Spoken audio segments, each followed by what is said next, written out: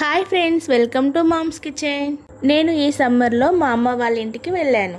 మా అమ్మ చేపల పులుసు చాలా బాగా పెడుతుంది, అందుకే మీకోసం ఈ రెసిపీ.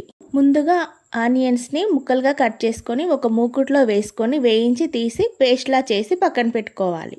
ఇప్పుడు ఇంకొక ప్యాన్ పెట్టుకొని అందులో 2 టేబుల్ స్పూన్ల ఆయిల్ వేసుకొని ఆయిల్ హీట్ అయ్యాక పచ్చిమిర్చి, ఉల్లిపాయ వేసుకొని ఫ్రై చేసుకోవాలి. ఇవి ఫ్రై అయిన తర్వాత కొద్దిగా జీలకర్ర మెంతుల పొడి, అల్లం, పసుపు వేసుకొని కలుపుకోవాలి. మసాలా అడుగంటకుండా కొద్దిగా వాటర్ వేసుకొని ముందుగా రెడీ చేసి పెట్టుకున్న ఆనియన్ పేస్ట్ను కూడా వేసుకొని కలుపుకోవాలి.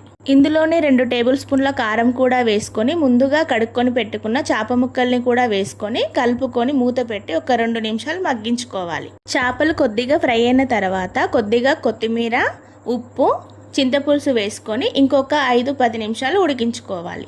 చేపల పులుసు మరుగుతూ ఉంటే ఆ వాసన 4 ఇళ్ళలోకి వెళ్లాల్సిందే అండి. 10 నిమిషాలు చేపల్ని ఉడికించుకున్న తర్వాత కొత్తిమీర వేసుకొని స్టవ్ ఆఫ్ చేసుకోవడమే. ఈ చేపల పులుసుని వేడివేడి అన్నంలో వేసుకొని తింటుంటే ఆహా, చాలా బాగుంటుంది. మీలో అమ్మ చేసిన చేపల పులుసు ఎంతమందికి ఇష్టమో కామెంట్ చేయండి.